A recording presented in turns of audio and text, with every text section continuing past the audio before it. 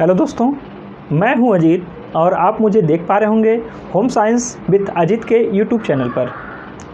आज हम लोग इस एक छोटी सी वीडियो के माध्यम से पढ़ने वाले हैं मनी मैनेजमेंट। ज्यों ही मनी मैनेजमेंट की बात आती है तो आप लोग देखते हैं कि मनी मैनेजमेंट में पहले आपका आता है मनी का मतलब धन। और धन हम लोग देखते हैं कि एक संसाधन है जिसके माध्यम से हम अपने लक्ष्य तक पहुंच सकते हैं, यानी कि लक्ष्य तक पहुंचने में सहायक हो सकता है, यह संसाधन है। तो यहीं पर जान लेते हैं कि संसाधन आपके कितने हैं। आप लोग 3 संसाधन की बात करते हैं: टाइम, समय, धन और शक्ति। इन्हीं 3 संसाधनों पर प्रबंधन का कार्य किया जाता है: समय प्रबंधन, धन प्रबंधन और आपका शक्ति प्रबंधन। यहीं पे जब हम प्रबंधन की बात करते हैं तो यहाँ से आपका एक क्वेश्चन बनता है, आपसे पूछा जाता है कि समय प्रबंधन के चरण कौन से हैं, आपका मनी मैनेजमेंट के चरण कौन से हैं और आपका शक्ति प्रबंधन के चरण कौन से हैं। तो सबके होता क्या है। अच्छा, सबसे पहले अगर हम बात करें कि संसाधन, हमने 3 बात किया। अगर इसकी परिभाषा आपसे पूछ ले कि समय प्रबंधन की परिभाषा क्या है, समय, शक्ति और उसके साथ साथ जो है समय, शक्ति और धन पूछ ले, तो कम से कम समय, कम से कम धन, कम से कम बल का प्रयोग करते हुए अधिक से अधिक उद्देश्यों को प्राप्त कर लेना ही शक्ति प्रबंधन है, धन प्रबंधन है, समय प्रबंधन है। ये तीनों परिभाषाएं एक ही हैं, सिर्फ आपको इसमें अलग कर लेना। जब आप समय की बात करेंगे, समय प्रबंधन क्या है, तो कम से कम समय का प्रयोग करते हुए अधिक से अधिक लक्ष्य को प्राप्त कर लेना। उसी प्रकार से धन का करेंगे तो बन जाएगा, उसी प्रकार से आप शक्ति का करेंगे तो परिभाषा बन जाएगी। लेकिन यहाँ से आपका जब चरण पूछता है कि समय प्रबंधन के चरण या धन प्रबंधन के चरण कौन से हैं और शक्ति प्रबंधन के चरण कौन से हैं, तो कन्फ्यूज आप लोग होते हैं। तो सबसे पहले जब हम प्रबंधन के चरण की बात करते हैं, उसमें से आपके तीनों संसाधन की बात करें तो सबसे पहले हम लोग सूची बनाते हैं।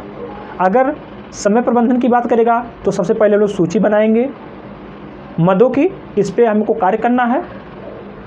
उसके बाद हम लोग अनुमान लगाते हैं किस मद पे कितना समय लगेगा, और पुनः इसके बाद हम लोग बनाते हैं संतुलन, जो कि अलग अलग मद है, कौन सा भारी, कौन सा हल्का, किसमें समय ज़्यादा लगता है, किसमें कम लग सकता है। इसमें लोग संतुलन बैठाने का कार्य करते हैं। उसके बाद आपका आता है योजना लेखन, योजना लिखते हैं। उसी प्रकार से आपके तीनों के तीनों संसाधनों का आपका प्रबंधन का चरण होता है।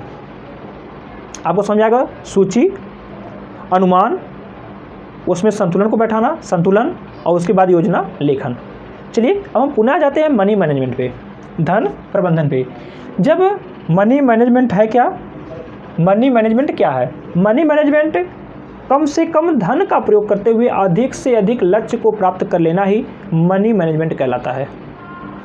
अब देखिए, जब मनी मैनेजमेंट की बात होती है तो सबसे पहले हमें चाहिए धन प्राप्त करने के लिए हमको करना होगा प्रयत्न। जब हम प्रयत्न, हमारा 2 तरीके से हो सकता है, चाहे तो हम मानसिक प्रयास करें, चाहे तो हम शारीरिक प्रयास करें। जब हम मानसिक प्रयास करते हैं तो इससे हमको जो मिलने वाला पैसा होता है उसे वेतन के रूप में जाना जाता है। आपसे क्वेश्चन पूछा जाता है, जब कोई व्यक्ति मानसिक प्रयास करता है, मानसिक श्रम करता है, तो उसे क्या प्राप्त होता है? आपका लॉटरी दे देता है, आपका ग्रेच्युटी दे देता है, पेंशन दे देता है, छात्रवृत्ति दे देता है।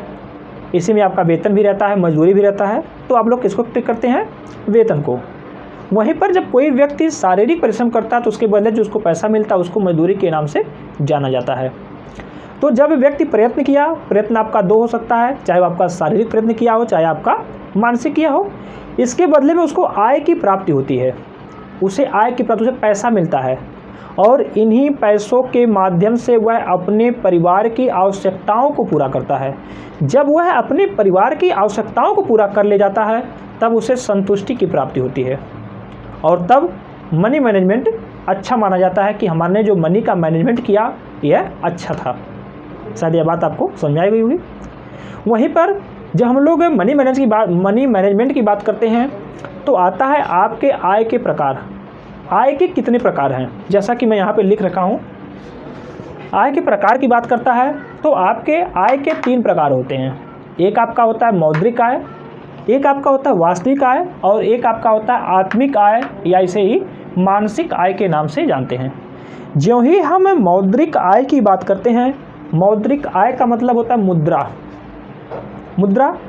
मुद्रा वह है जिसमें वस्तु को विनिमय करने की शक्ति होती है, यानी किसी वस्तु को हम खरीद सकें, बेच सकें, यानी कि मुद्रा क्या है, जिसमें वस्तु विनिमय करने की शक्ति हो, उसी को ही मुद्रा कहते हैं। उसके बाद आता है आपका वास्तविक आय। वास्तविक आय की बात करते हैं तो एक निश्चित समय में वस्तु और सेवा का उपभोग, एक निश्चित समय में वस्तु और सेवा का उपभोग ही वास्तविक आय कहलाता है।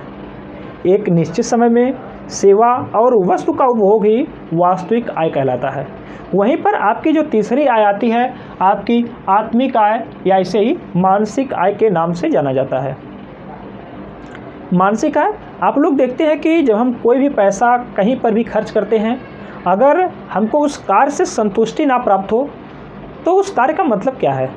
जब हमें किसी कार्य से हमें संतुष्टि मिल जाती है, हमें कोई भी दिक्कत नहीं होती, हमको उससे असहज फील नहीं करते, असहज छोड़िए, जब हमको संतुष्टि मिल जाती है, जैसे कि हमने गर्मी है,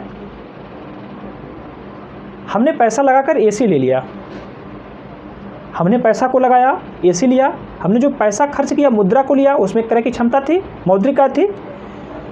उस मौद्रिक आय का प्रयोग करते हुए हमने क्या खरीदा, एसी खरीदा। और एसी को जब खरीदा, अगर उसकी कूलिंग अच्छी ना हो, महंगी तो बहुत थी, बड़े नाम सुने थे, लेकिन उसको हमने चलाया, हमारा रूम एक छोटा सा रूम ठंडा नहीं कर पा रही है, तो क्या हमको मानसिक संतुष्टि होगी? नहीं होगी। वहीं पर हमने पैसा तो लगाया, बल्कि 1000-2000 अधिक लग गया होता, लेकिन जो हमारी आवश्यकताएं थी, जिसके लिए हमने सारे कार्य किए, उसकी प्राप्ति हो जाती, तो हमको वहाँ पे मानसिक संतुष्टि प्राप्त हो जाती। तो यही आपकी मानसिक संतुष्टि है। इसी को ही आत्मिक आय के नाम से या मानसिक आय के नाम से जाना जाता है, जहाँ व्यक्ति किसी कार्य से संतुष्ट हो जाए, उसके मन में उथल पुथल ना रह करके, बल्कि उसको उस काम के प्रति उसको सेटिस्फैक्शन मिल जाए, उसी को ही मानसिक आय के नाम से जानते हैं। लेकिन हमने यहाँ पे आपके मध्य की आय बताई, एक वास्तविक आय। वास्तविक आय एक निश्चित समय में सेवा और वस्तु का उपभोग ही वास्तविक आय कहलाता है। यह वास्तविक आय आपकी दो प्रकार की होती है। एक आपकी होती है प्रत्यक्ष वास्तविक आय, और वहीं आपकी दूसरी होती है अप्रत्यक्ष वास्तविक आय। और यहाँ पे इतना कन्फ्यूजन है, आप यूज देखेंगे वहाँ पे आपको कुछ गलत मिल जाएगा, कहीं पर देखेंगे कुछ मिलेगा, कहीं पर देखेंगे कुछ मिलेगा। और आपका यह TGT 2021 का PYQ है, प्रीवियस ईयर क्वेश्चन है, बहुत ही कन्फ्यूजन है। और वहाँ पे प्रत्यक्ष और अप्रत्यक्ष को लेकर सीधा पूछ दिया, वहाँ पे उन्होंने छोड़ दिया था अप्रत्यक्ष वास्तविक आय, प्रत्यक्ष वास्तविक आय। यहाँ पे कन्फ्यूजन होने का कारण क्या बना, क्योंकि हम लोग देखते हैं कि आय के भेद हैं, और उसमें देखते हैं कि प्रत्यक्ष आय और अप्रत्यक्ष आय है। यहाँ से कन्फ्यूजन क्रिएट हुआ और यहाँ पर उन्होंने उसको सही माना। लेकिन जो आपकी वास्तविक आय होती है, दो होती है, एक प्रत्यक्ष वास्तविक आय होती है, एक अप्रत्यक्ष वास्तविक आय। बहुत कन्फ्यूजन होता है। एक छोटा सा ट्रिक है, ध्यान दीजिएगा, आपको भूलेगा नहीं। जब हम वास्तविक आय की बात करते हैं और प्रत्यक्ष की वास्तविक आय की बात करते हैं, तो प्रत्यक्ष वास्तविक आय का वह प्रकार है जिसमें जिसको प्राप्त करने के लिए पैसे की आवश्यकता नहीं होती है। जैसे कि पारिवारिक सेवा हो गई, आपकी जो मुफ्त की सरकारी सेवाएं होती हैं वो सारी की सारी हो गई। ये आपका प्रत्यक्ष वास्तविक आय है, जो कि प्रत्यक्ष दिखाई पड़ रहा है, जिसका कोई पैसा हम पे नहीं कर रहे हैं।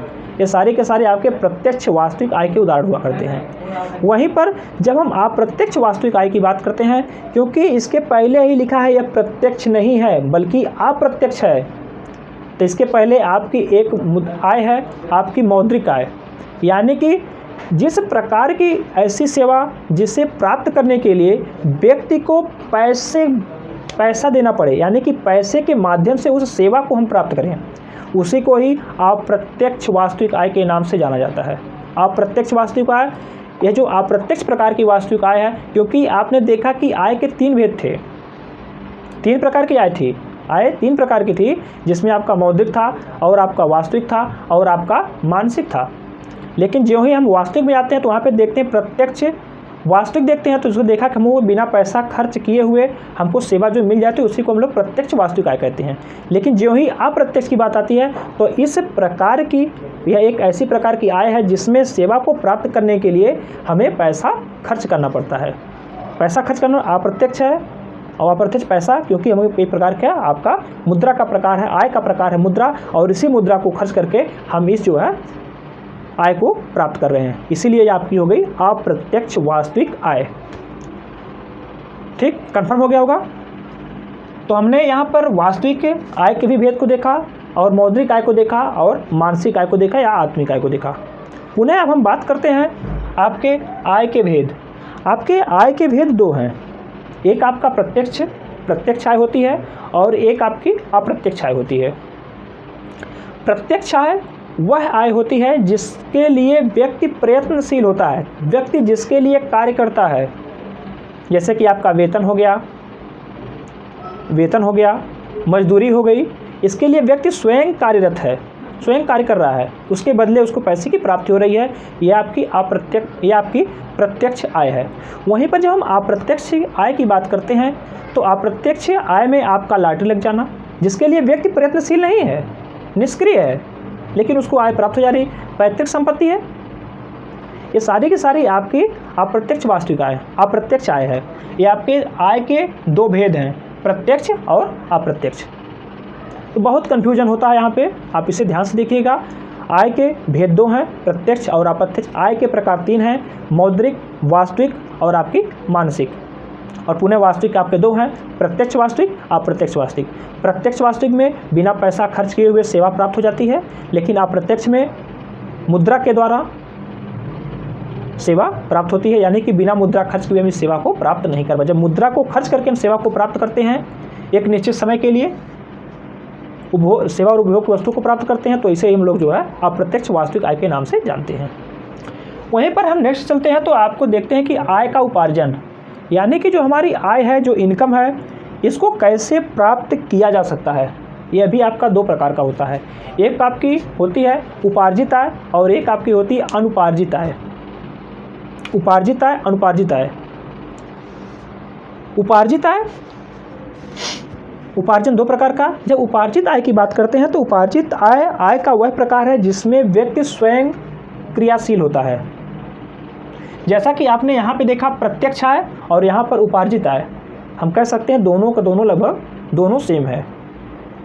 प्रत्यक्ष आय में भी देखा कि उसमें व्यक्ति स्वयं प्रयत्नशील होता है, और यहाँ पर जब हम उसको अर्जन की बात करते हैं, पैसा आय को अर्जन कैसे अर्जित की जाती है, कैसे धन को कमाया जाता है, तब वहाँ पर हमने देखा उपार्जित।